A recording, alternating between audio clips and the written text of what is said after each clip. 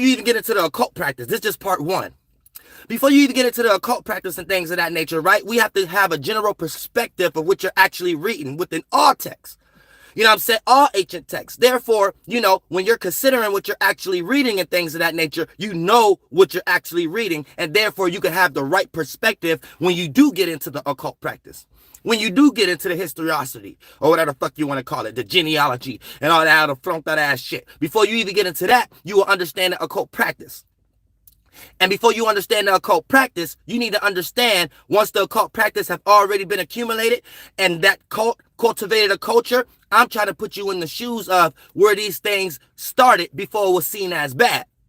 Therefore, when you're looking at the book, you're looking at it in the actual context and you're put into the mind frame of how you're supposed to perceive the knowledge. Because a lot of y'all have no business being in these certain things because your mind is fucked up. So just based upon your biasness, your liberation, and your environment, you can't even receive the information that's actually how this thing was constructed in the first place to help build the world. Not the actual world, but the world view to make y'all think what created the actual world. And therefore, teamwork makes the dream work. And I'm not going to stress that enough of how we created the motherfucking world. But this goddamn live stream is going to be about how some soul group, some cult, made their mind more superior than yours before it was seen as a negative thing to do. Now, here's the thing. So religious people gonna have to get out of their book too, because they know God give no man this type of knowledge. A man created the concept of God for him to have that type of knowledge that you don't got because you're a sheep. But we're gonna get into this concept right now. Now, before we even break it down, Son of God, right? So if their correspondence that their spirit is the mind and they're calling their God mind, then it's going to give you more into the concept of what's actually going on when you understand what they're actually trying to say when they don't even know what they're trying to say. But when you read it in the context, this is what they're actually trying to describe. Son of God, right? The Son is a correspondence to your mind, you know, like the Son, Father, and Holy Spirit. So the Son is the correspondence to your mind. Right? So for the most, or your thought coming from your spirit. So that's going to be the Son of God. Then you have the Son of Man. If the Son is your thought and your thought is a light or whatever that bends in on itself, like I always tell y'all, you might be saying, oh, I don't know what that is. But this is what your Bible's saying, just in a different word, because we are spiritual. So for the most part, don't get lost in a specific group or religion way of getting lost what we are supposed to understand. You're just in a legion. So the mind bend in on itself, your thought bend in on itself and become the organs. Your chakras bend in on itself, become the organs. The mind, man, become flesh. Man, thought, become flesh, body. And it's motherfucker shit. So Son of Man, the Son, the offspring, the begotten son of the thought of the man will be the body. Because the man is the thought, the light. And the light, the man, bend in on itself and become flesh, the body. So there is no other way to explain it. And if you are spiritually inclined enough to understand, when you put yourself in the same spiritual space that these individuals who cultivated this book, you will understand that there was only in a handful of thoughts or feelings and awarenesses in that space. So if you're not spiritually inclined enough, you might try to have another bias and say what I'm saying is wrong while still saying the same thing I'm saying. You just don't have the ability to teach a 3-year-old it and don't understand that they summoned me to even know this shit in the first place. So keep that in motherfucking mind, where you only see in existence what I just told you. And you about to make a 2,000-year-old argument about what you think they just told you. And I told you what they just told you. You just like being lied to. So Son of God, when you have an offspring, as a spirit, when you create an offspring, you have a son of your God. That's your mind. Then you have Son of Man. If your mind is the thought, the man, then the son, the offspring that your man, your thought just had, is your organs, your body. So this is all correlating to you before you get into externalism, the way shadow government see how sheep took the information and don't know how to understand things. So they just used it as their benefits so they don't have to keep hanging y'all upside down on crosses anymore. Or motherfucker, or all this other motherfucking shit knock on your door one by one and create all kind of shit to take y'all amendment rights away due to the fact that they can just control y'all with the mind. So this turns into speculative building. So any type of operative history building that you trying to see in the Bible, you'll never be able to see it. You'll never be able to prove it. A religious person will never be able to find an actual archetype of the Noah's Ark. They'll never be able to find no dinosaur bones. They'll never be able to find none of these ancient people. They'll never be able to find no Jesus in a casket. They'll never be able to find the Tower of Babylon. They'll never be able to find Solomon's Temple, because for the most part, it's an occult book. So if you understand it from the right starting point, the right correspondence, the only thing that's being built in this concept is the mind. So for the most part, let's get it in. You need men and women to build.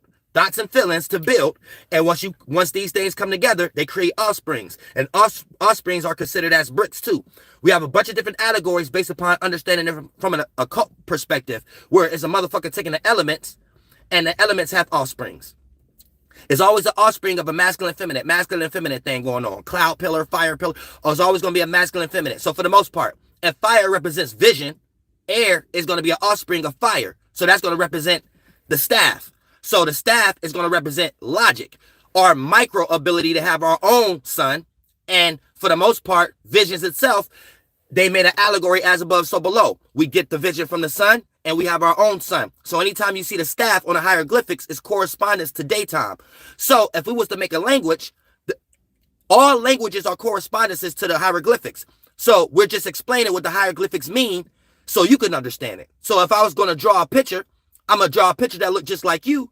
But if I'm trying to convey to you, because you a sheep and you don't understand what I'm saying, I'm going to put an image behind you to let you know that's what I'm talking about. I'm just explaining the image behind you. Or I'm trying to convey that message to you the best way I can explain it so it can relate to you. So if I want to explain the sun to you and you a sheep and you don't even understand we're developing language yet, my best way of conveying that is relating it to you and your body parts. But the image behind it that I'm actually trying to explain to you in your way is going to be the sun. So I'm going to put a picture of the sun behind your head to let you know I'm coming in your way for you to understand, but I'm giving it an allegory for you to understand what I'm talking about, which is that image I put behind your head, the sun. So for the most part, this was the very first stages of understanding the mental powers. And the mental powers is basically the concept of anthropomorphizing, right? The ability to relate the external world to the way your mind works. And this allows you to get into levels of knowledge and intelligence. But for the most part, before we even get into all that, because this is before these things were seen as bad things at this time. You just got motherfuckers nowadays worshiping old motherfuckers thought forms and anthropomorphizing that and saying that's some disembodied brain that created the world and all the grass and trees, where all the grass and trees was correspondences to things inside our body first. We're trying to understand the external world. To this day, we still finding new species, new fruits, new trees, new birds. So at this point, we're talking about them as kinds. So a bird was an allegory to something we called in our mind first with our higher thoughts. So any type of drawing as a correspondence to understand a seasonal transition, right? When we draw it on a hieroglyphic, it's going to be correlated to a daytime perspective. Now, when we get to an owl or when we get to a swan, that's going to be correlated to an idea we have when we're experiencing nighttime. So you'll see that in a position of the hieroglyphic, not some false-ass Kemet teacher, Pan-African, putting different symbols behind them like it's a good decoration on a goddamn wall, where all they doing is mixing symbols together and think that they talking about a language, where language get created off a symbol, bitch. So you need a manuscript. So it took an occultist to even create a manuscript, which is signs and symbols and sigils first. And the signs and sigils and symbols are correspondences, how we can relate as above, so below, as it is in heaven, as it is on earth. That'll be the Catholicism way of taking the Egyptian concept of when they was ruling the world in Egypt and ruling it now. They're just changing the shapes and forms with the same energy. Since you don't got that practice, it's not in your blood. It's not in you. You only know how to go back how you was getting ruled before. So you are a sheep mind. And you like how you was getting slaved before. But look, here, check this out. This is how I get. You think you do.